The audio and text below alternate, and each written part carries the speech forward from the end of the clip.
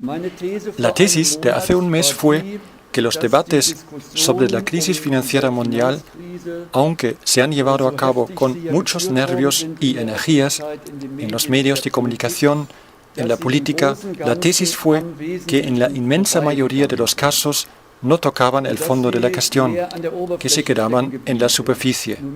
Ahora se puede pensar que esto habría cambiado en el tiempo transcurrido, pero no ha cambiado mucho.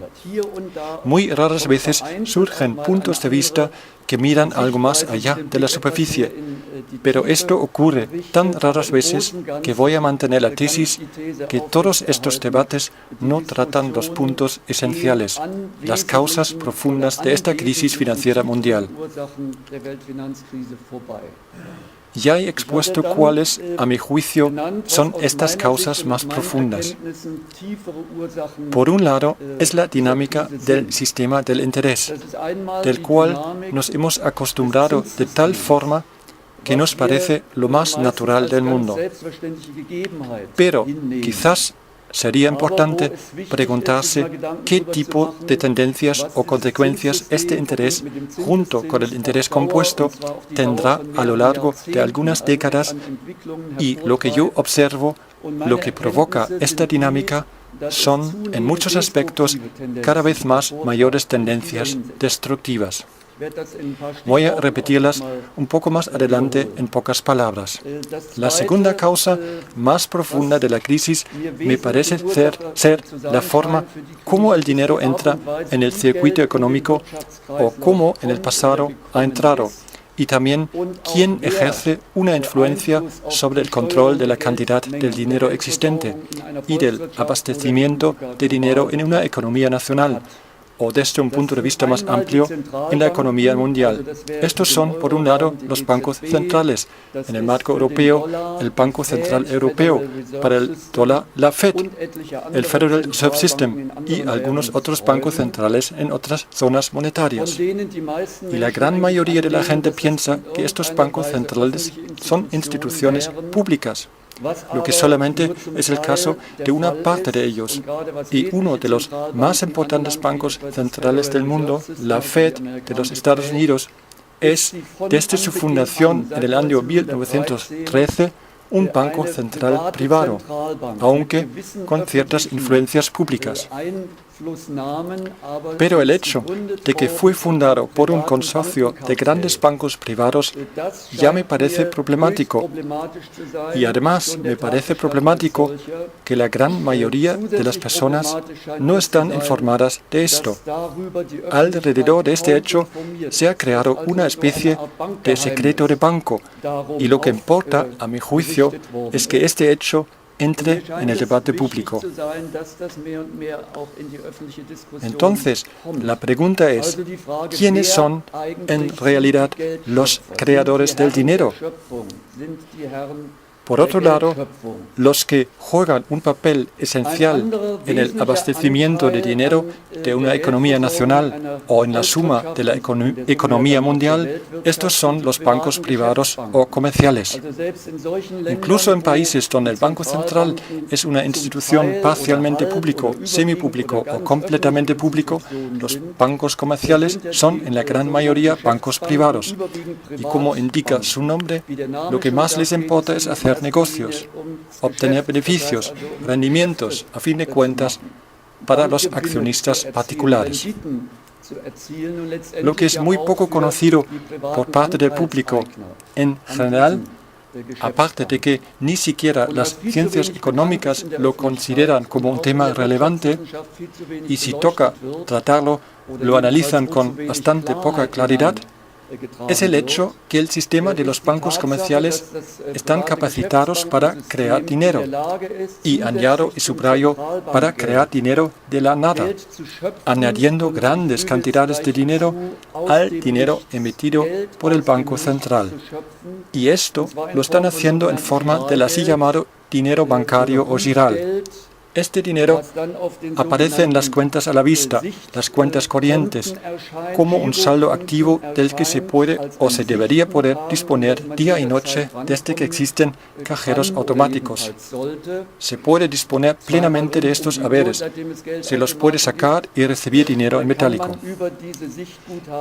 Se puede disponer de ello de otra forma, mediante pagos por giro o cheque, es decir, con transferencias o con domiciliación bancaria o con tarjeta de crédito, etc.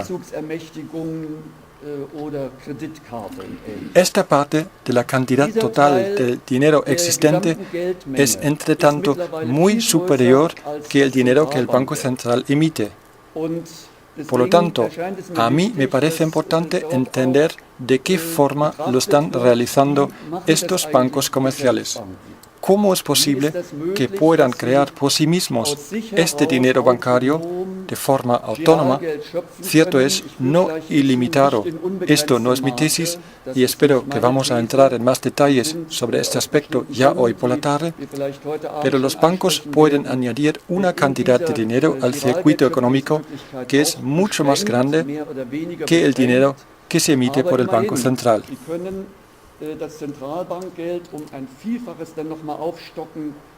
Cada uno de los presentes aquí realizará seguramente parte de sus pagos utilizando los servicios de pagos sin efectivo.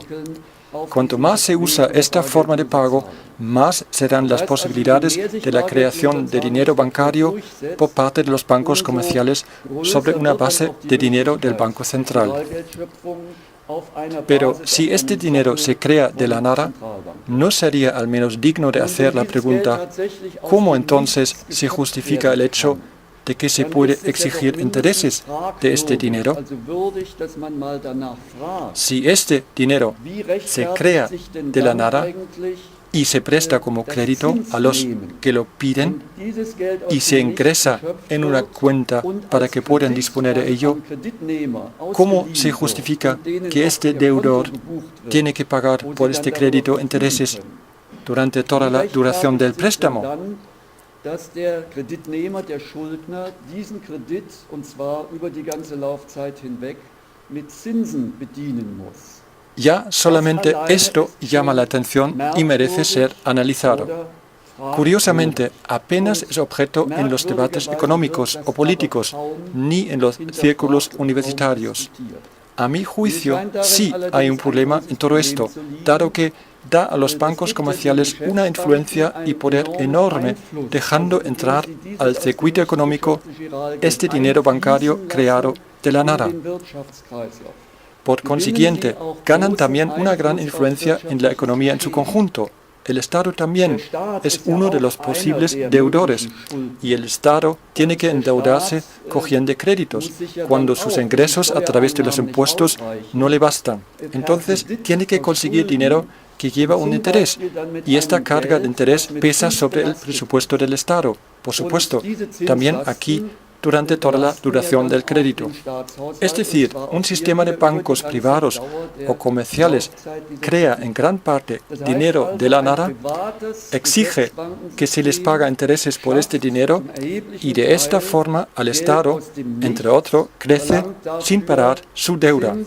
Ahora se podría decir, ¿dónde está el problema? El Estado lo va a solucionar sin mayores dificultades.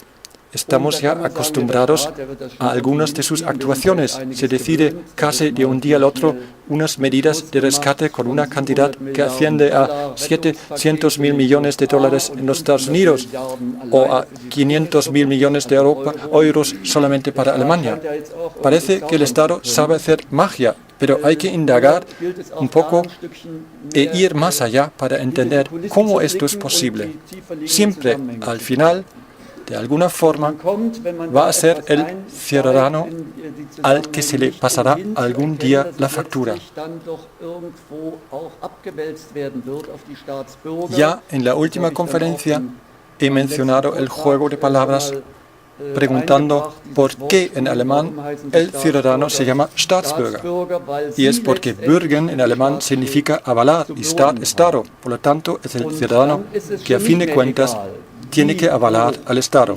Entonces ya no da lo mismo cuánto se endeuda el Estado y cuánto tiene que pagar por el servicio de la deuda durante largos años o décadas. ¿Y cómo consigue el Estado este dinero? Reducir gastos y subir los impuestos. Estas eran unas de mis tesis en la última conferencia.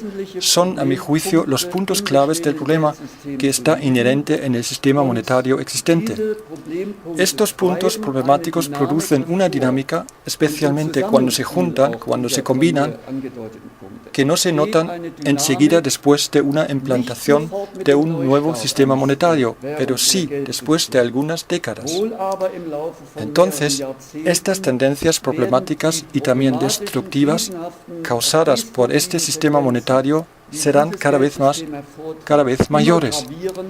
Existen varias posibilidades para impedir una y otra vez que estos síntomas de crisis irrumpan a la superficie. Es decir, se puede posponer la crisis, pero esto tiene su precio.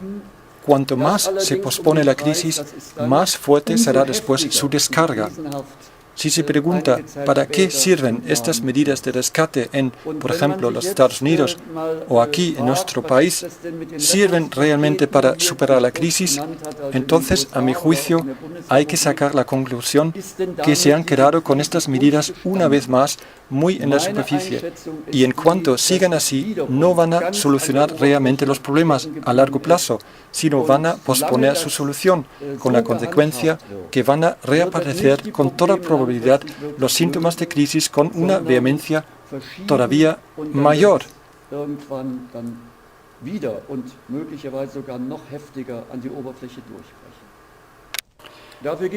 Hay algunos ejemplos en la historia que lo demuestran y que mencioné en la última conferencia. Alemania vivió acontecimientos muy dramáticos en relación con las crisis monetarias. Esto fue, por un lado, en el año 1923 la hiperinflación, cuando en noviembre de aquel año un pan valía 1 billón de marcos. Se cortó esta hiperinflación introduciendo una nueva moneda que se llamó la Rentenmark con un cambio de 1 billón a 1. El cambio con el dólar llegó a 4,2 billones de marcos por un dólar. Se podría decir que en esta época toda la gente era millonaria o multimillonaria con algún dinero todavía en su bolsillo, pero lo triste o lo dramático fue que con este dinero no se podía comprar nada en absoluto.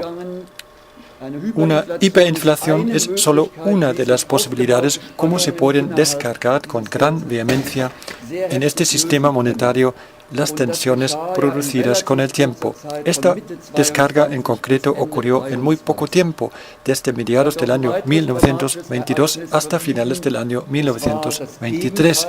Mencioné otro acontecimiento dramático, lo contrario de una inflación, la deflación. Esta crisis se originó en los Estados Unidos con el conocido crash del año 1929 en Wall Street de Nueva York. A raíz del crash se produjo una crisis de la banca que se expandió a otros países del mundo occidental y tocó muy severamente a Alemania y a Austria. Se expandió además con un factor potencializador enorme y este factor también tenía que ver con el sistema monetario internacional de aquellos años, con el así llamado patrón cambio oro.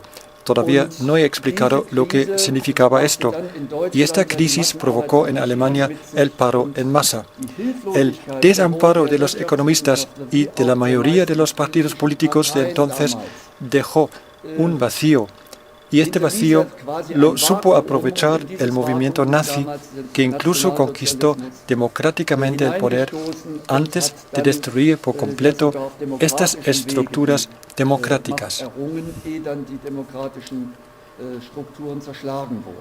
Yo llegué a la conclusión de que si no hubiesen ocurrido estas dos crisis tan grandes, 1923 cuando ante todo la así llamada pequeña burguesía quebró y perdió todos sus ahorros de un día al otro, y luego el paro en masa después del crash del año 1929, que también arrastró la clase obrera, sin estas dos crisis tan dramáticas, que según mis conocimientos fueron crisis monetarias, toda la historia hubiera cogido otro rumbo.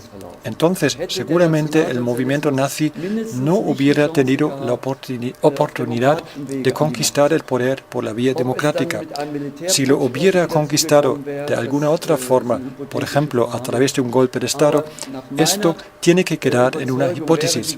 Estoy convencido que la historia hubiera sido muy diferente si estas dos crisis no hubieran pasado o si, una vez irrumpidas a la superficie, se hubieran aplicado otras medidas. Lo que se puede constatar es el desamparo total, el fracaso total también de las ciencias económicas de esta época. Pienso que la investigación científica sobre estos acontecimientos es hasta hoy demasiado escaso, y lo que se puede aprender de todo esto. Y lo intenté manifestar con mis publicaciones lo más tarde en el año 1996, con el libro Los tabúes sobre el dinero. El asunto es que hay que ocuparse hoy y en vista al futuro con mucho más intensidad de esta estructura y dinámica del sistema monetario a nivel nacional e internacional, al menos en las ciencias económicas, pero también en la política. Lo mejor sería incluir amplios sectores de la vida pública. Cuando se publicó la primera edición de Los tabúes sobre el dinero, no creía ni yo mismo que este tema iba a interesar a alguien, puesto que en estos años las cosas aparentemente todavía no iban tan mal. Pero ahora los acontecimientos se han acelerado mucho y yo hice hincapié con otras publicaciones una y otra vez que este sistema monetario, con estos fundamentos tan problemáticos, iba a producir una crisis financiera desenfrenada, y que sería mejor reconocer este peligro que corremos para evitar estos males. Und dass es besser wäre, diese Gefahr rechtzeitig zu erkennen, sie dann auch abwenden zu können. Pero durante todos estos años casi nadie quería oírlo, solo en algunas conferencias mías o en los seminarios en la universidad que di, logré despertar un cierto interés en el público, pero en los medios de la comunicación no existió casi ningún interés de tratar estos temas, tampoco en los partidos políticos que hoy están representados en el Parlamento Nacional. Und in den politischen Parteien, wie sie heute im Bundestag vertreten sind, ist die Bereitschaft auch sehr gering bis null gewesen. Pero no me he cansado de hablar y de escribir sobre este tema y la progresiva crisis que vivimos. Al menos no contradice el análisis que desarrollé desde hace años, incluso décadas. Más bien subraya que esta interpretación, este punto de vista mío, no estaba tan equivocado, al menos estaba bastante cerca de la realidad, que mucho de lo que se está enseñando en las universidades o de lo que se está debatiendo a nivel político.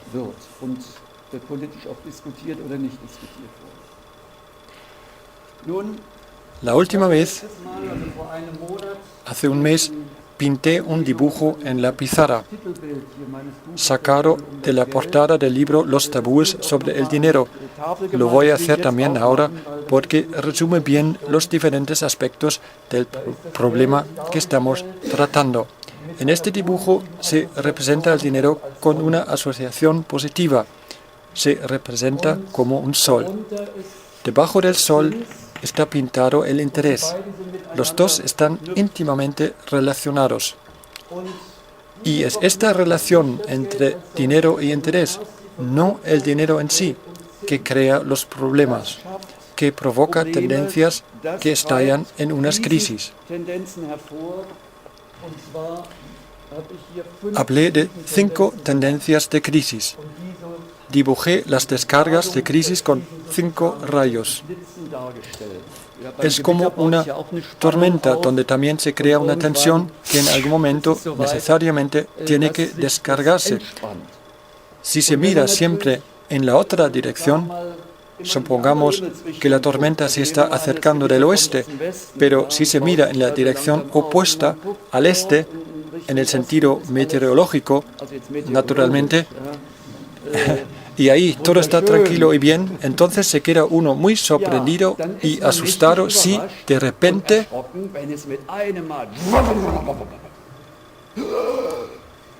hubiera sido mejor quizás mirar antes también en la otra dirección.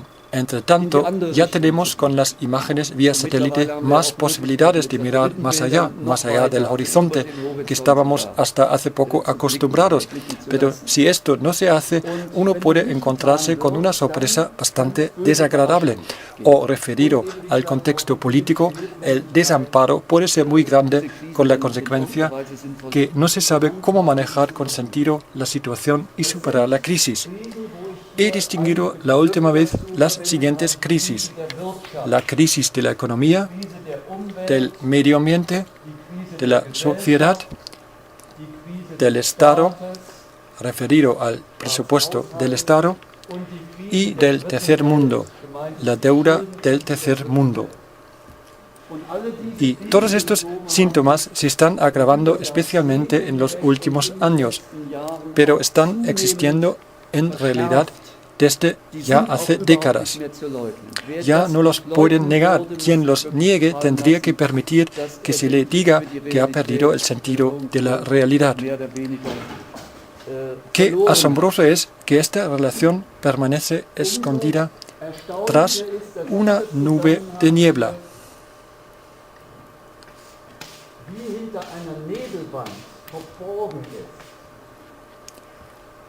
Lo problemático del interés no entra en los debates, ni siquiera en las ciencias económicas, cuya tarea en realidad debería ser reflexionar sobre este asunto. Por supuesto, el interés aparece en todas las teorías, pero no la problemática del interés. Al contrario, al interés se le otorga, para decirlo así, una bendición científica, como si fuera uno de los reguladores más positivos y esenciales y uno de los instrumentos de control y dirección en una economía de mercado.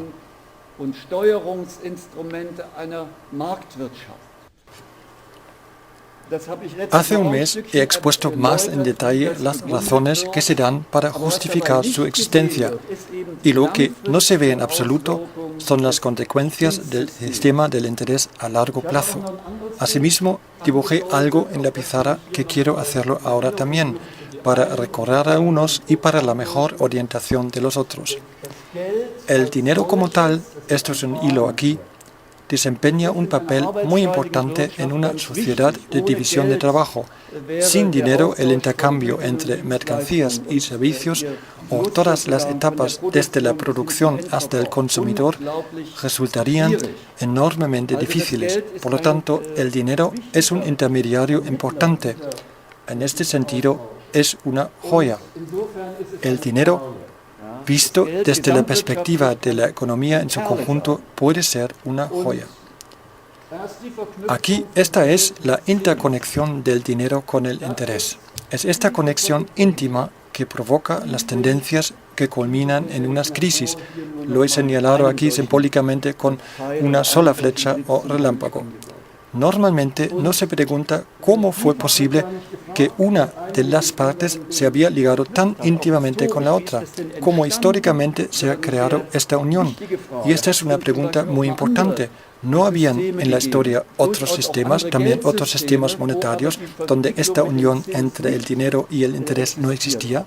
Y han existido. Vamos a hablar de estos sistemas, si no es posible hoy, entonces dentro de 15 días. fue durante, por ejemplo, una época larga, durante 200 o 300 años, durante la así llamada en alemán blühendes Mittelalter, la Edad Media próspera y floreciente. En esta época existía un sistema monetario, o mejor dicho, sistemas monetarios en plural, dado que se diferenciaban según la región, y lo que tenían en común fue que no existía en absoluto el interés en el sentido como lo conocemos. Por lo tanto, la respuesta a las preguntas ¿cómo se ha creado esto? ¿O había existido algo diferente? También desapareció casi por completo tras una cortina de niebla. Si estas dos partes se encuentran en una unión tan estrecha como ocurre con una cuerda, tampoco uno se da cuenta enseguida que está compuesta por hilos, que la cuerda fue hilada. Se acostumbra uno a que las dos partes forman una pareja. El dinero sin el interés, esto casi nadie ya se puede imaginar, ni las personas que les sobra algún dinero y lo quieren invertir en algo. Naturalmente, dicen estas personas, quiero que me paguen un interés, aunque de naturalidad no tiene nada. Se ha hecho con el tiempo y sería interesante preguntar cómo, cuándo y por qué se ha convertido en algo tan natural y con qué consecuencias.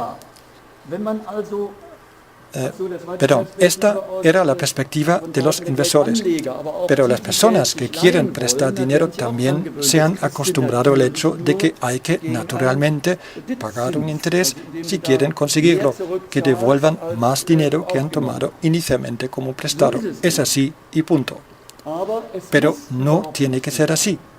Y especialmente si esta unión estrecha provoca a largo plazo unas crisis como estas aquí mencionadas.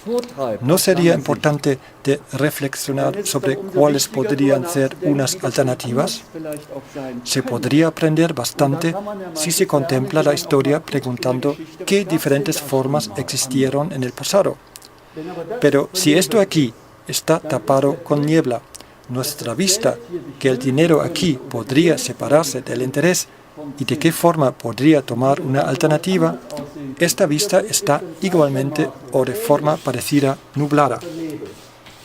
Y si esta niebla se ha extendido por toda una sociedad, a casi nadie se le ocurre preguntarse o pensar en otra alternativa. A mi juicio, hace falta urgentemente un debate sobre este tema y que se extienda por toda la sociedad.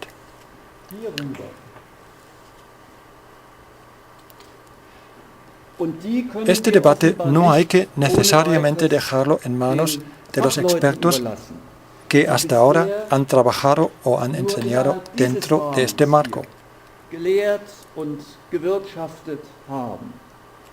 No. Es también importante emprender uno mismo el camino, pensar cuáles son los mecanismos, cómo funciona un sistema monetario. Al principio, en la introducción de esta conferencia, Ralf dijo que ya había devorado algunos libros de economía. ¿Te llevas otra vez las manos a la cabeza como antes? Yo conozco muy bien esta sensación. ¿Cuántas veces estuve yo como estudiante de economía sentado en las conferencias o en casa estudiando y preguntándome ¿qué es esto? ¿Qué quieren decir? Todo esto es tan herméticamente cerrado. Hasta que me vino una luz. Todo esto se deja explicar mucho más fácil. Lo más esencial, los fundamentos se dejan exponer de tal manera que todo el mundo los entiende. Pero esto ocurre tan raras veces, especialmente en las ciencias económicas. Quiero representarlo un poco de forma teatral. Se puede meter el dedo así en la nariz. Esto sería la forma más fácil y directa. Se puede también hacerlo de esta forma, pero también así. Y el último método está bastante extendido. Por eso digo, ¿por qué no lo hacemos de la forma más fácil? Solamente puedo intentar transmitir e ilustrar las cosas a mi mejor saber y entender, según el nivel del conocimiento que alcanzo en cada etapa a lo largo de mi vida profesional. Tampoco es la verdad última, claro que no. Los conocimientos siguen desarrollándose. A veces tengo que hacer algunas correcciones aquí o allá o enfocar el tema desde otro ángulo. Esto es una tarea muy importante, pero al menos se empieza a preguntar por el por qué. ¿Por qué es así? Por ejemplo, ¿por qué tiene que endeudarse el Estado con un dinero que lleva una carga de interés? Quedamos un momento con este asunto. Quien haya escuchado o visto las noticias de hoy sabe que el tema a destacar fue, una vez más, la deuda del Estado. Hace 2 meses, nuestro ministro de Finanzas y la canciller anunciaron que tenemos un objetivo económico, y este objetivo es alcanzar en algunos años un presupuesto del Estado equilibrado.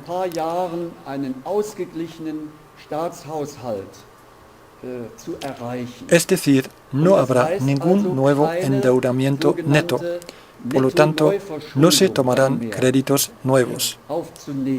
Esto no significa en absoluto que el montón gigantesco de la deuda desaparezca, sino solamente que este enorme montón no crezca más.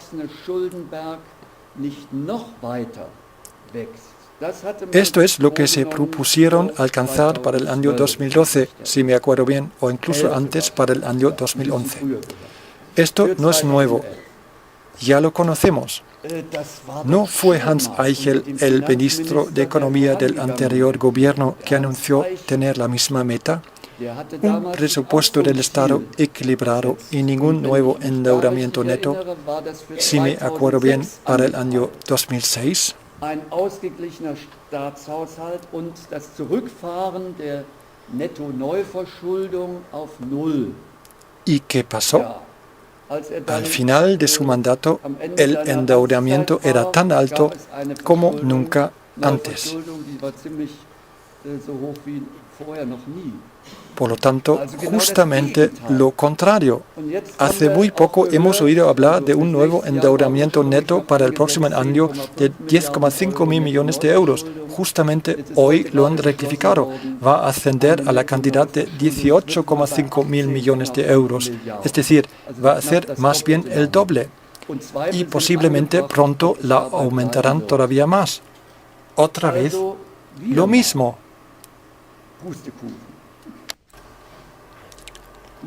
Ahora se podría decir, vaya, qué terribles son los políticos, los ministros de Economía. Solamente si se mira a otros países, el panorama es más bien lo mismo. O en algunos países la situación es mucho peor. En Italia o Bélgica, por ejemplo, tienen una deuda estatal muchísimo mayor. En otros países la situación es un poco mejor, pero por término medio, en todos los países existe este problema. ¿Están todos estos políticos como una cabra, unos golfos o mentirosos? ¿O qué está pasando? Y es completamente normal que uno quiera manifestar su indignación, además que bien lo es para la salud. Por ejemplo, reírse con estrépito en los cabarets, cuando se burlan de algunos personajes conocidos, alivia bastante, pero en realidad toda esta crítica queda corta. El problema no son algunos personajes en concreto, es un problema de estructura. Y quizás deberíamos profundizar en este tema ahora. Hace un mes no hubo tiempo suficiente para hacerlo. La pregunta es, ¿por qué el Estado, como uno de los posibles deudores en una economía, tiene que, en el marco del sistema existente, endeudarse cada vez más? Después voy a exponer algunas ideas sobre posibles alternativas. ¿Cuáles podrían ser los fundamentos en que se basa esta alternativa?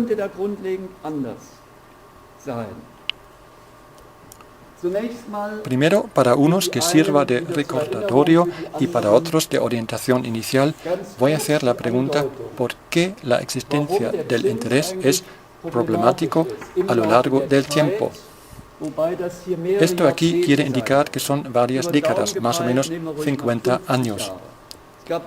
¿Os acordáis del cabaretista berlinés Otto Reuter? Drum, Freunde, genießet des Lebens Mai, denn in 50 Jahren ist alles vorbei. Du Rindvieh, dann ist es vorbei. Bum, bum.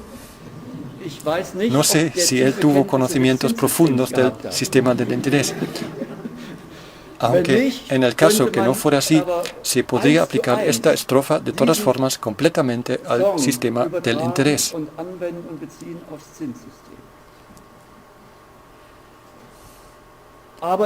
Los 50 años, por supuesto, no lo tomamos aquí como una constante natural. Pueden ser también 40 o 60 años.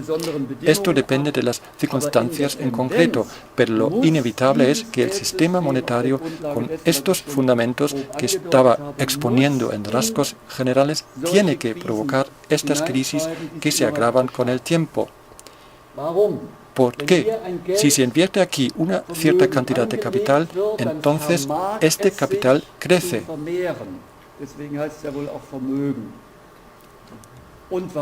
¿Y por qué es así? Porque se le da cada año un interés. Contemplamos ahora la variante que se suman siempre los intereses anuales a la cantidad inicialmente invertida, es decir, que no se cobran. Entonces se aplica a esta cantidad con los intereses del siguiente año. Esto es lo que se llama el interés compuesto. Este interés provoca un crecimiento de los patrimonios, al principio muy lentamente, luego crece cada vez más rápido. Esto es lo que se llama crecimiento exponencial. Se ve que en las primeras décadas apenas es percibible, luego crece de forma diabólica. Esta situación es muy bonita para los que tienen un patrimonio invertido. Ellos ganan dinero durmiendo. A menudo los anuncios publicitarios de los bancos y fondos de inversión y otros que trabajan en este campo justamente subrayan lo atractivo y fácil que es, pero en algún momento hay que preguntarse cómo esto es posible. De esto estuvimos hablando la última vez. Es posible solamente si, como en un espejo, también crece la deuda en algún lugar de la economía en su conjunto.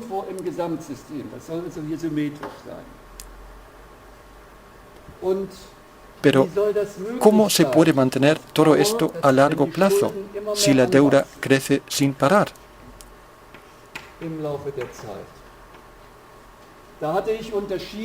Yo había diferenciado entre los tres posibles deudores dentro de una economía, o dentro de una zona monetaria común, o incluso desde un punto de vista más amplio del mundo entero. Son los hogares particulares que se pueden endeudar, las empresas que se pueden endeudar y el Estado que se puede endeudar. Y además, si todos los tres, en cuanto sus deudas se encuentran en el resto del mundo, están endeudados en el extranjero, se habla, tomando la perspectiva de un país, de una deuda externa. Pero desde el punto de vista global, no existe un extranjero, algo externo. Todos están dentro, perteneciendo a un solo mundo. Es decir, la suma de todos los patrimonios, tomando la perspectiva global, solamente puede crecer si la suma de las deudas crece de la misma manera. Las deudas conllevan cargas de interés.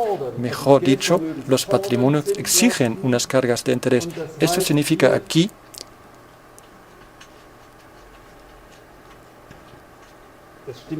no es tan exacto, los dibujos solamente lo pueden demostrar de forma aproximada,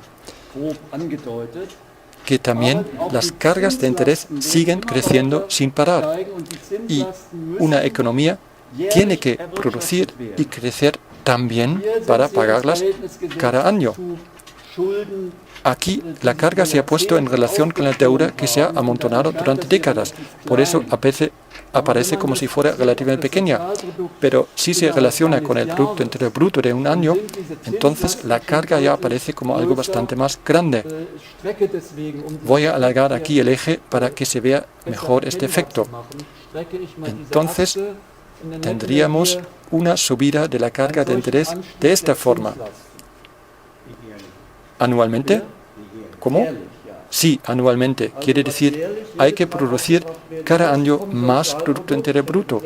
La última vez lo había ilustrado con unas tartas. Luego se cortan y se quitan trozos de estas tartas para pagar la deuda. Y esto más allá de cualquier debate político. Primeramente hay que pagar los créditos o la deuda y luego se mira lo que queda.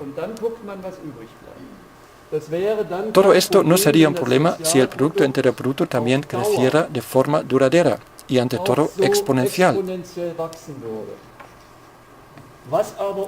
Pero esto es imposible, por unas razones de las que hemos hablado detalladamente la última vez. Esto adquiere unas dimensiones que un mundo de recursos y de mercados limitados no pueden soportar, no pueden crecer sin fin. Es imposible de realizar, es imposible. Quiero en este contexto recordar al así llamado penique de José, es decir, a este cálculo más bien abstracto, matemático, y claro está que la realidad no corresponde del todo a esto. Es algo diferente. La pregunta era en qué se hubiera convertido un penique invertido por José en el momento del nacimiento de Jesús con un interés anual del 5% en el año 1990, en 134.000 millones bolas de oro del tamaño del globo terrestre, calculado al precio de oro del año 1990. A veces están objetando que ninguna moneda dura tanto tiempo, y yo respondo, justamente, así es. Es francamente imposible que una moneda dure tanto. Antes tiene que ocurrir algo que provoca que se devalúen los patrimonios y las deudas. Es decir, estas tensiones aquí se disuelven de cualquier manera. Una de estas formas de disolver esta tensión, como mencionado antes, es una hiperinflación. Pero esta es solo una de las posibles formas. Si el crecimiento de este Producto Interior Bruto se debilita, mientras esta curva sigue creciendo, entonces las posibilidades de maniobrar aquí se reducen más y más, y lo que queda para repartir es cada vez más pequeño, también en cifras absolutas. Ahora se puede entender por qué desde hace años nos dicen una y otra vez hay que ahorrar, ahorrar y ahorrar, lo que en realidad quiere decir cortar, cortar y cortar. Por lo tanto, apretar el cinturón. Ya no hay dinero para muchos sectores o bastante menos, y esto aunque el Producto Interior Bruto todavía estaba creciendo. En realidad todo esto es completamente incomprensible, y solamente es comprensible si existe una partida en el Producto Interior Bruto que antes de su reparto se está cortando un trozo cada vez más grande, con el efecto que el resto queda cada vez más pequeño. No es correcto decir que todos tienen que apretar el cinturón, puesto que aquí nadie se aprieta el cinturón. ¿O alguien de los presentes han oído hablar una vez de una congelación del interés? Me parece que no significaría ni siquiera un gran sacrificio. La gente se quedaría con sus patrimonios a unos niveles más o menos altos o muy altos. Lo único que ocurriría es que no crecería más. Ningún partido político ni siquiera lo ha introducido en el debate público como idea para debatir o como una pregunta. ¿Por qué no llevar a cabo una congelación del interés, como también se están congelando los sueldos? Como la crisis se ha agravado tanto, ¿no podría ser una reivindicación política? ¿Por qué no renunciáis también vosotros? ¿Y los sindicatos? Los sindicatos tampoco. Sí, asombroso. Di cursos de formación durante años para los sindicatos de la industria metalúrgica, pero estas ideas no encontraron su camino para llegar, digamos, a unos niveles más altos en la dirección de los sindicatos. Parece realmente que no quieren verlo. Es algo bastante raro.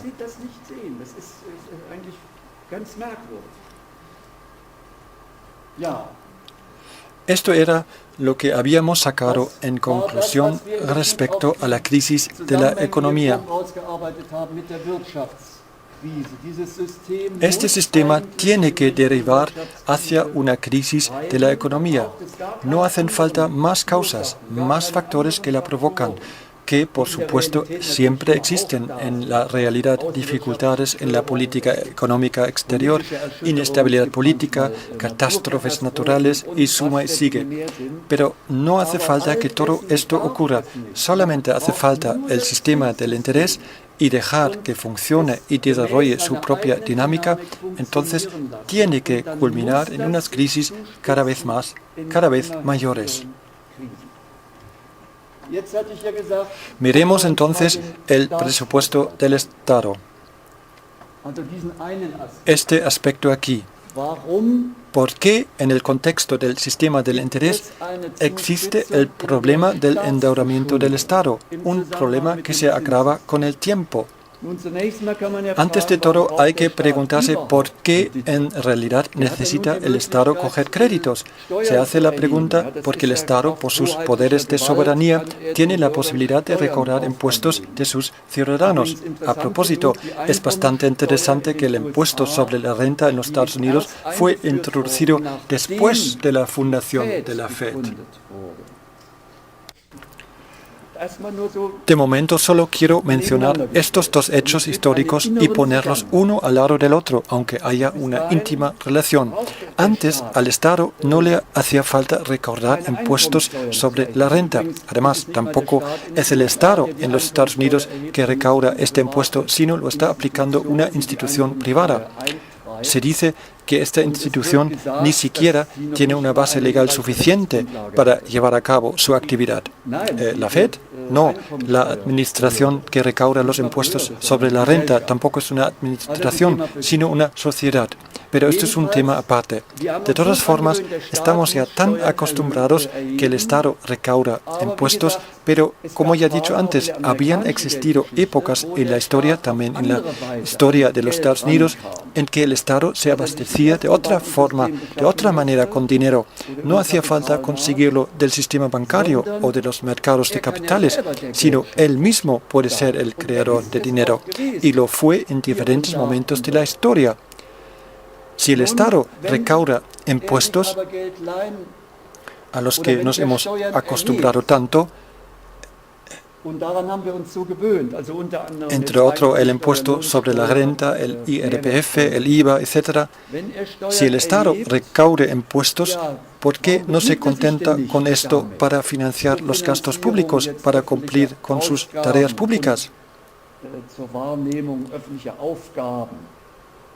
¿Hay algún motivo plausible, hay alguna justificación o explicación comprensible del hecho de que el Estado, más allá de los impuestos recaudados, necesita de vez en cuando más medios, más dinero? Sí, hay algunos motivos que se pueden entender. Por ejemplo, si el Estado realiza inversiones de infraestructuras en sectores como la red viaria, el sistema de formación u otros, en muchos de estos casos, los, para llamarlos así, frutos se notan durante décadas, ya que carreteras y autopistas llevan una vida útil bastante larga y también algunas otras medidas de infraestructura. Si ahora solamente los contribuyentes del momento financiasen con sus impuestos estas inversiones que surten efecto a largo plazo, esto sería quizás algo problemático, puesto que las futuras generaciones o las futuras generaciones de contribuyentes utilizarían estas infraestructuras, sacarían todas sus ventajas, pero ya no les obligarían a dar de su parte. El peaje y otras cosas similares no las vamos a tomar en cuenta ahora. Parece entonces tener algún sentido para que se reparta la carga de la financiación a lo largo de toda la vida útil de la inversión, que también los futuros contribuyentes aportan su parte. Una forma puede ser que el Estado coge créditos y el servicio de esta deuda durante los siguientes años o incluso décadas lo reparte, digamos, como carga entre los futuros contribuyentes que también son los usuarios o beneficiarios de los mismos. Esto parece tener sentido. Hay otro motivo. Desde hace décadas se aclama al Estado para tomar medidas siempre cuando la coyuntura económica cae en picado. Lo acabamos de ver con la industria del automóvil, también en otros sectores. En estas situaciones se llama al Estado. A veces incluso se exige de él que crea demanda económica o que ayude a que la demanda económica en su conjunto suba para que los servicios y los productos producidos tengan más salida. Si no actúa, se perderían una gran cantidad de puestos de trabajo porque muchas empresas irían a la bancarrota.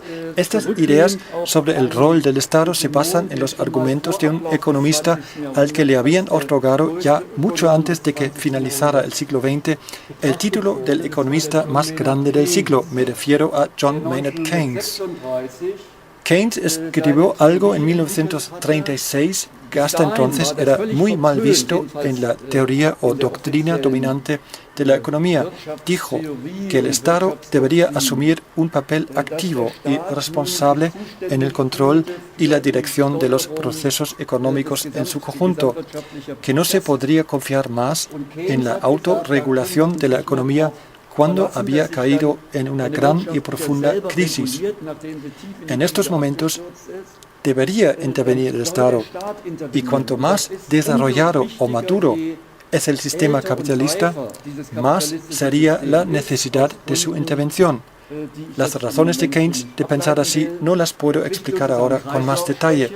Es como si el sistema empezara a sufrir trastornos circulatorios y no se puede confiar en que se recupere por sí solo. Hace falta, por lo tanto, para decirlo así, poner una inyección. En alemán se lo llamó así, inyecciones coyunturales o también ayudas coyunturales.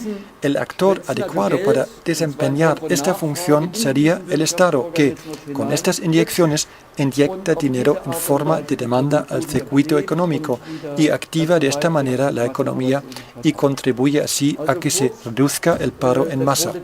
Esto se llamaba política coyuntural, que creó en su momento un gran entusiasmo porque esta política económica tuvo éxito. Por eso parece asombroso que a partir del año 1980 este keynesianismo fue atacado por otras ideas opuestas que consiguieron sustituirle. Esta nueva escuela se llamaba monetarismo y se basaba en las teorías de Milton Friedman. Más tarde culminaban estas ideas en lo que todos conocemos con el nombre de neoliberalismo. Este neoliberalismo predicaba e impuso económica y socialmente, primero en el mundo occidental y luego después de la caída del muro de Berlín, en el resto del mundo, es decir, de forma global, que el Estado no debe intervenir. Era realmente lo opuesto del keynesianismo. Todos estos predicadores del neoliberalismo veneraban al extremo los mercados. Los mercados regularían todo para el bien de todos, no solamente los mercados de productos industriales o de cualquier otro producto, también los mercados de trabajo, que tampoco deberían ser más regulados. Los sindicatos son más bien superfluos. Además, las regulaciones de los mercados de capitales tendrían que caer por completo. Ninguna limitación en los movimientos de capitales debería persistir. Esto significa que el neoliberalismo ha derrumbado las finas y sensibles membranas que se habían construido alrededor de un país o de un espacio económico. Ha hecho lo que se podría llamar falta de límites o ruptura con cualquier límite, lo que en un individuo causaría unos trastornos psíquicos muy graves. Expresa tendencias psicóticas fuertes si una persona no se puede poner límites. Pero esta apertura desenfrenada se convirtió repentinamente en la ideología dominante durante más de un cuarto de siglo, impuesto por estos fanáticos neoliberales que conquistaron las universidades, los consejos de gobiernos, los institutos de investigación económica y también el campo del asesoramiento político. Casi todos los puestos en estas instituciones fueron ocupados por estos neoliberales. Su credo fue que los mercados regulan todo para el bien de todos. Amén. Y nos lo han presentado como si fuera una ciencia. Era un sistema de creencias con ciertos dogmas y una vez puesto en práctica favorece enormemente a los intereses de una mínima parte de la población mundial. Y entiendo cada vez mejor por qué se habla en algunas ocasiones de la doctrina dominante o de la ciencia dominante, que en principio no quiere decir nada más que el mainstream. Pero la ciencia dominante lleva su nombre bien justificada, porque es la ciencia que domina el dominio de unos pocos sobre la mayoría. Die Herrschaft weniger über eine große Mehrheit. Nun, Bueno, al menos en los tiempos cuando el keynesianismo estuvo de moda, existieron argumentos suficientes por los cuales el Estado, de vez en cuando, tenía la obligación de inyectar dinero en el circuito económico. zusätzlich in den Wirtschaftskreislauf pumpen muss. Und jetzt haben wir also schon zwei Ya tenemos dos razones por qué al Estado no le son suficientes los impuestos como nicht fuente mit de den ingresos. Steuern auskommt, sondern zusätzlich Necesita Kredite además coger créditos. Nun, in dem Pero bestehenden estos Geldsystem créditos sind dentro del diese marco del Kredite sistema aber del interés verbunden. existente están ligados Dieses a un Geld, interés. was der Staat aufnimmt, Esto significa das ist que el Estado verbunden mit no Zinsen. solamente tiene que devolver Das heißt, der Staat en los muss ja próximos dann nicht años nur in o den décadas folgenden Jahren venideras oder esta Jahrzehnten cantidad diese prestada. aufgenommene Summe Si fuera así, todo sería menos problemático. Si solamente se tratase de la cantidad prestada, es decir, si solamente se tratase del principal del préstamo que se devolviese a medio o largo plazo o con un solo pago de golpe, esto sería mucho menos problemático. Pero dentro del marco del sistema del interés existente, el Estado tiene que pagar intereses cada año sobre el montón de la deuda que se ha acumulado, mejor dicho, sobre el precipicio de la deuda apilada. ¿De dónde podrían venir los intereses, dado que el Estado tiene que devolver más dinero que ha tomado como prestado? Para esto necesitaría, en principio, unos ingresos tributarios cada vez mayores, y esto de forma permanente. Unos ingresos tributarios que suben y suben. Por eso es tan importante el crecimiento económico. Y muchísimas personas lo están predicando, crecer, crecer, crecer, por encima de todo en el mundo. En el marco del sistema existente, todo esto tiene una cierta lógica, hasta que todo vuela por los aires.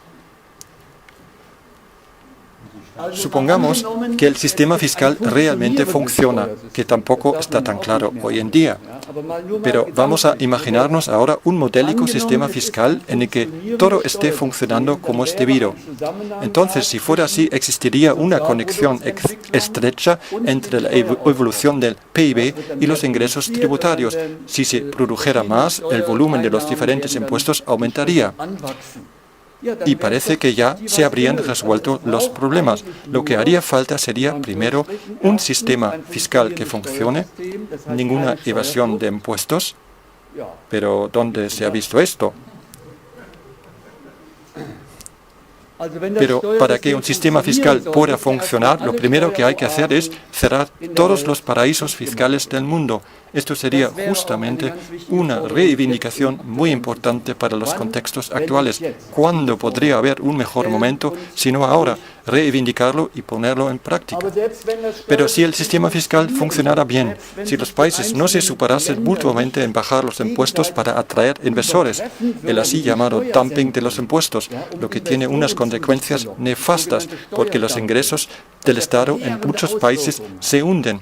Si todo esto no fuera así, ningún dumping de los impuestos, ninguna evasión de los impuestos, el Estado podría, con el PIB en aumento, obtener unos volúmenes de ingresos tributarios mayores, y con estos ingresos crecientes podría pagar el principal del crédito y los intereses.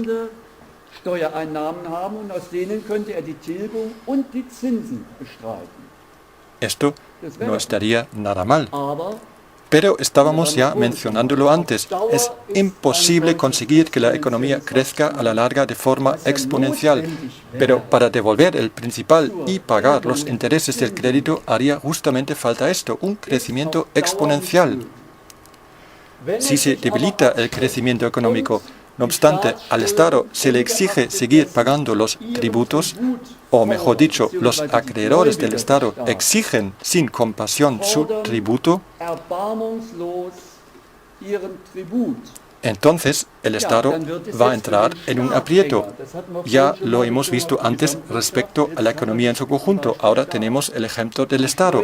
Los ingresos tributarios no crecen igual de rápido, se van a debilitar, pero lo que se exige por parte de los acreedores aumenta sin parar y presiona al presupuesto del Estado.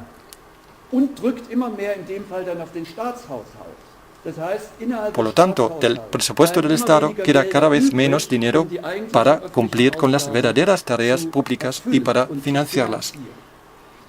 ¿Qué hace en esta situación el Estado? Tiene varias posibilidades. Podría decir que hay que reducir los gastos y subir los impuestos, es decir, o subir las tasas de impuestos o imponer nuevos tipos de impuestos.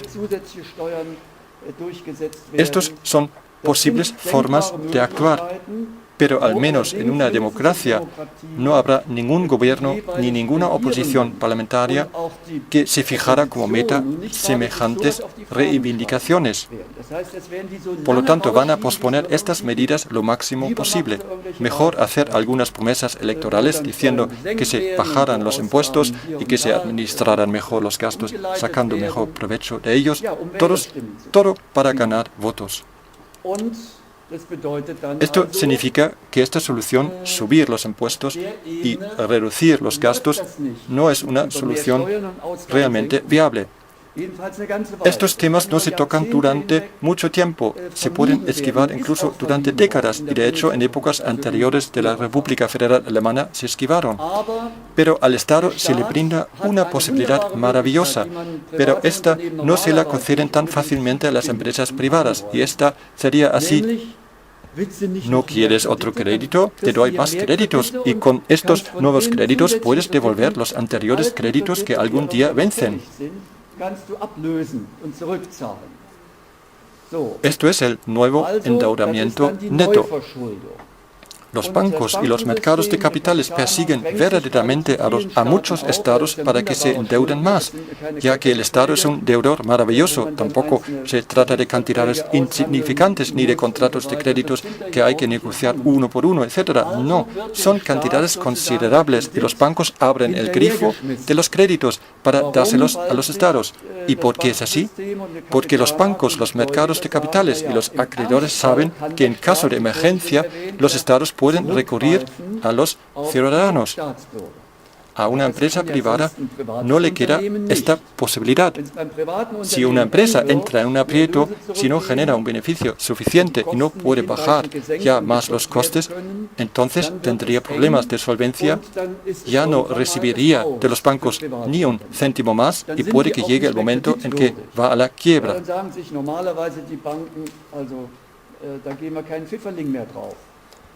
Con el Estado no es lo mismo. Los estados disfrutan de un gran privilegio.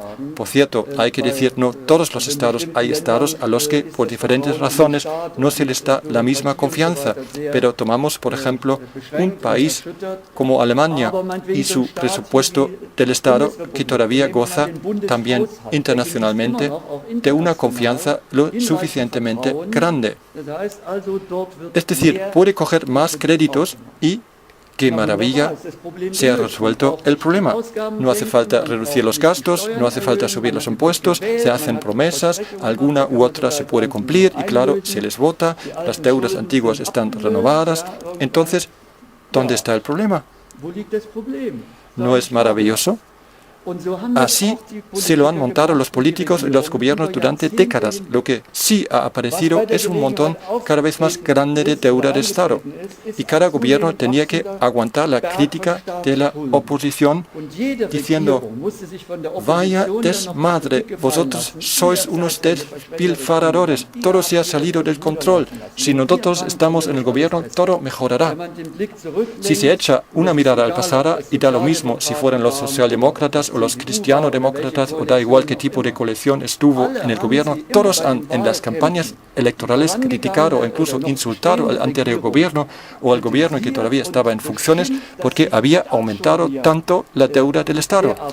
Y todos prometen, si hay un cambio de gobierno, todo sería diferente. Y lo fue.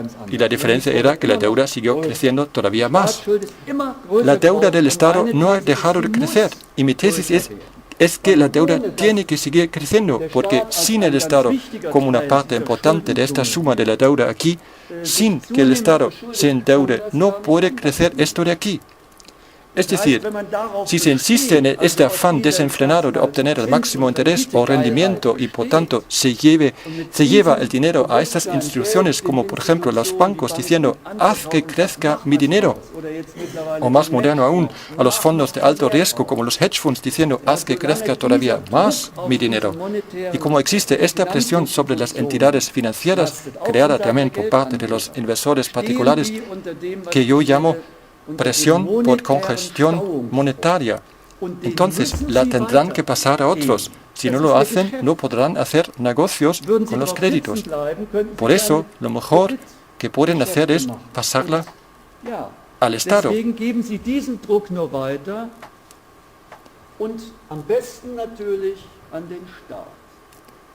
De esta forma, al Estado se le está empujando a que se endeude cada vez más. En contra de todas las buenas intenciones que se manifiestan en las declaraciones de todos los gobiernos. Solo hace falta mirar la historia reciente de Alemania. Respecto a la deuda del Estado, la situación se ha agravado año tras año. Se podría realmente decir que estamos en un manicomio. Pero yo no echo la culpa a nadie, a ningún individuo en concreto. Todos están metidos bajo esta presión sistémica. Pero lo que sí se podría esperar es que el uno o el otro se levanten diciendo, ya basta, tengo que señalar dónde está la raíz del problema y llevarlo a un debate público. Esto hasta ahora no ha ocurrido. Pero mientras hay vida, hay esperanzas. Y quizás algo ahora empieza a moverse, porque las personas comienzan a preguntarse, ¿pero qué está pasando? Y aquellos que nos han contado no sé qué, estos están ahora llamados a arreglar todo. Los mismos que nos han predicado el neoliberalismo, la liberalización y la deregularización, y que se tienen que reducir las intervenciones e influencias del Estado al mínimo. Estos gritan a veces más alto que nadie a que el Estado intervenga y tome medidas fuertes de rescate. ¡Qué absurdo es todo esto! Toda la sociedad debería soltar una gran carcajada. Esto sería mucho mejor que soltar ira y rabia. No, una gran carcajada, todos a la vez. Porque los representantes de esta tendencia ideológica definitivamente ya no son dignos de confianza. Lo normal ahora sería que se toman en cuenta otras ideas formuladas hace ya tiempo, además de otros conocimientos, y introducirlos más y más en el debate público. A mi juicio, uno de los factores más importantes que se debería llevar al debate público es esto aquí, la dinámica del sistema del interés, la dinámica destructiva del sistema del interés. Y si los políticos y los expertos de economía siguieran fanfarroneando, deberían saber que correrían cada vez más el riesgo de que la gente se ría y se burle de ellos. Yo me imagino que esto tendrá que ocurrir. Esto es lo que quería añadir respecto a la conferencia de la última vez. Estábamos con este tema. También hablábamos de la creciente desigualdad en el reparto de los bienes. Lo llamábamos la crisis de la sociedad. No lo vamos a repetir ahora. Y esta parte, la deuda del Estado, todavía faltaba. Y como parece que se ha convertido extra para esta conferencia en el tema político número 1, en estos días no hay nada más sensato que aportar algunas ideas al respecto. Ahora se podría preguntar a dónde nos va a llevar todo esto. A fin de cuentas, el Estado es el que tiene que cambiar el rumbo. Lo conocemos desde hace muchos años.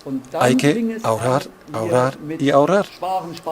Lo llaman paquetes de ahorro. El concepto ya es un engaño. Nos acercamos ahora a Navidad y de un paquete de Navidad se imagina que cuando lo abrimos hay un regalo dentro, al menos en la mayoría de los casos. Pero, ¿qué pasa con el paquete de ahorro hecho por la política? Uno lo abre y se nos quitan todo tipo de cosas de nuestros bolsillos. Esto es realmente decepcionante.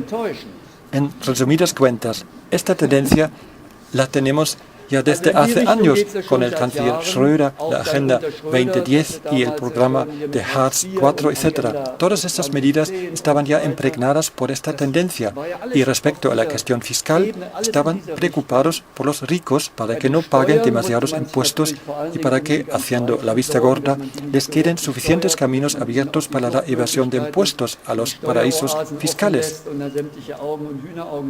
Aunque debería ser justamente la esfera política la encargada de impedirlo.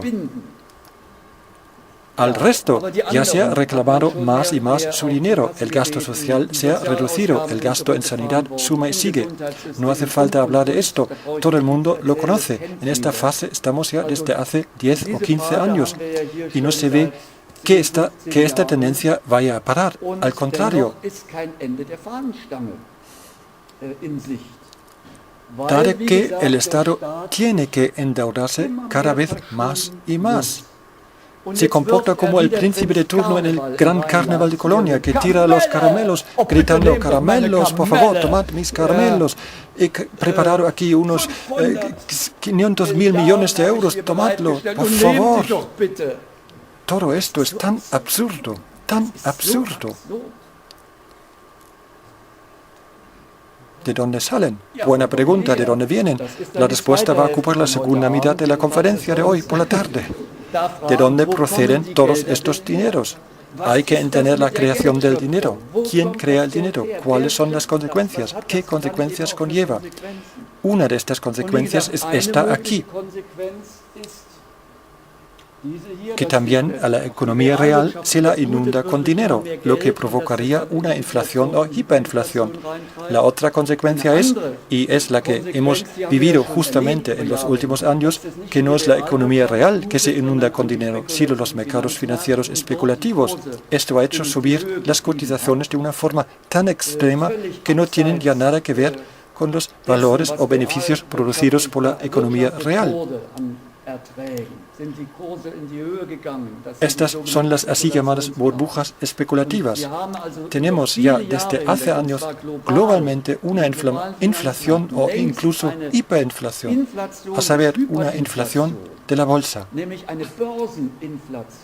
Lo único es que los economistas no lo llaman así, ni mucho menos los bolsistas, porque ellos montan sus fiestas siempre cuando el DAX o el Dow Jones está subiendo. Han expandido las noticias de la bolsa mediante la televisión y la radio por toda la población, por ejemplo con MTV durante las 24 horas o con la emisora más seria como el Inforadio con el programa Infobolsa cada 20 minutos y luego los reportajes de la bolsa como si de carrera de caballos se tratara.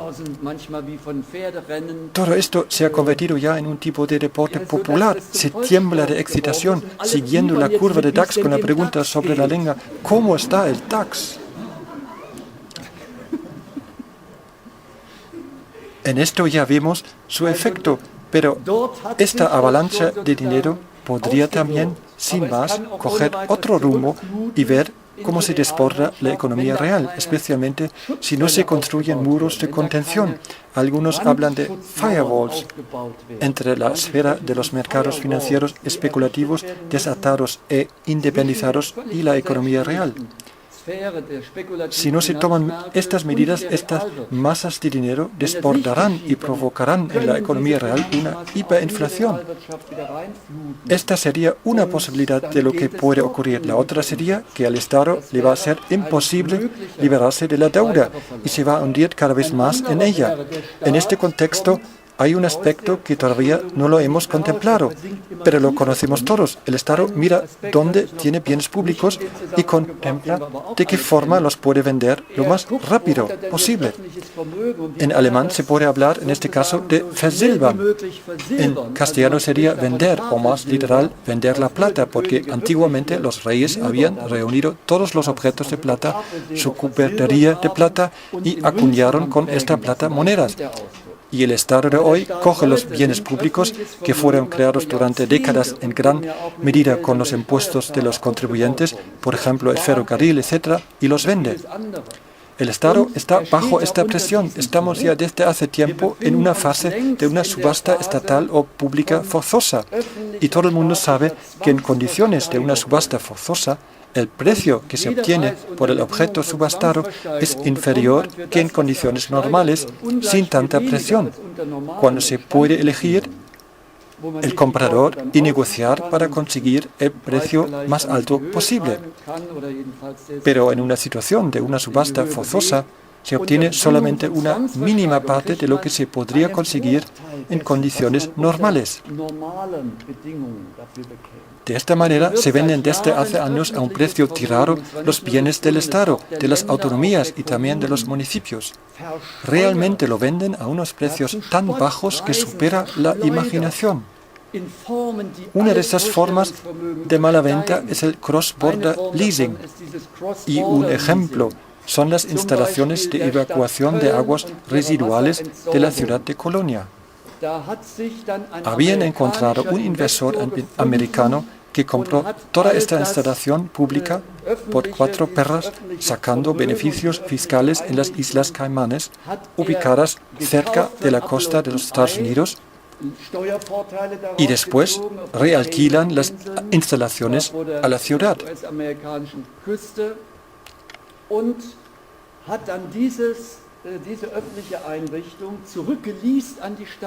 El contrato tiene una validez de 100 años.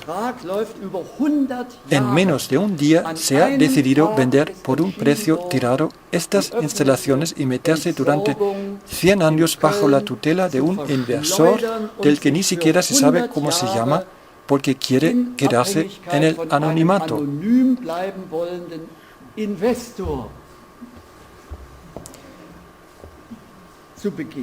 Es un asunto increíble. En su día, un periodista muy comprometido con su trabajo, Werner Rügemer, lo investigó. Hizo un reportaje para la Radio Nacional. Puedo recomendar a todo el mundo que lo escuche. Se llama 100 Jahre wie ein Tag.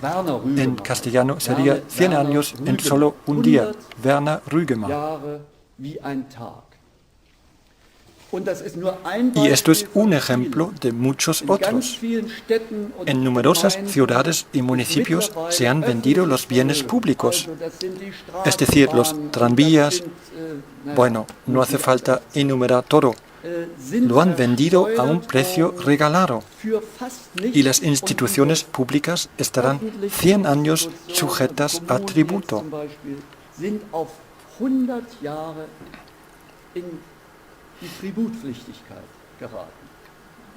También nos afecta aquí en Berlín. Hace poco hubo un artículo en el diario berlinés Morgenpost donde describían justamente esto. Estaban introduciendo el mismo sistema en el BVG, en el Servicio de Transporte Público de Berlín, para el metro y el S-Bahn, el tren rápido urbano. Ja, auch in Berlin.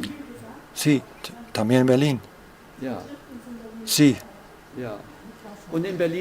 Sí, y en Berlín nos ha tocado otro asunto, un tema muy actual, la crisis de la banca berlinesa, mejor dicho, el escándalo de la banca de Berlín de hace algunos años. Con esta crisis, esta ciudad ha enseñado al mundo entero cómo se logra poner en marcha una sociedad bancaria con el fin de que se estrelle contra la pared. Y luego las arcas públicas asumen la responsabilidad. Pero esto sería un tema aparte. De todas formas, he oído hoy en las noticias con cierta satisfacción que tendrán que comparecer algunos de los responsables de este escándalo, entre otros el señor Landowski, ante los tribunales. Van a abrir un juicio sobre este caso que puede ser interesante porque a la persona que en su día había seguido este escándalo más en detalle, se le tendría que haber puesto los pelos de punta. De repente hubo tanto dinero disponible. Hasta entonces se habían metido las tijeras en todas partes para cortar gastos también en esta ciudad. Por ejemplo, en algunos colegios, donde se les entregó a los alumnos una carta para sus padres pidiendo que sus hijos no no solamente llevasen al colegio su pan habitual de desayuno, sino también un rollo de papel higiénico porque el colegio ya no tiene dinero para comprarlo. Esto no es una broma, es la triste realidad en esta ciudad. Pero de repente el Senado de Berlín, sin pensarlo dos veces, decidió asumir un riesgo de responsabilidad. ¿Y por qué? Porque no había una alternativa, sino posiblemente esta sociedad bancaria berlinés hubiera quebrado, lo que habría provocado una reacción en cadena. Y esto se tenía que evitar a toda costa. El riesgo de responsabilidad tuvo un volumen que ascendió a 21,5 mil millones de euros. De repente sacaron miles de millones. Por lo tanto, también esta noticia de hoy ha tenido una coordinación perfecta en el tiempo para esta conferencia de hoy por la tarde. Habrá un juicio sobre este caso. Perdón, tengo que volver al asunto de antes, el cross-border leasing en Colonia. Puede ser que esta ciudad no pueda pagar este año la tasa del leasing. La sociedad propietaria actual tiene en este caso el derecho de taponar los tubos de aguas residuales. Mi pregunta es, ¿dónde tendrán que ir a cagar los habitantes de Colonia? Esta es una pregunta bien justificada, pero no vamos a profundizar en ello hasta esta tarde. A propósito, aprovechamos ahora para hacer una pausa. Apropos.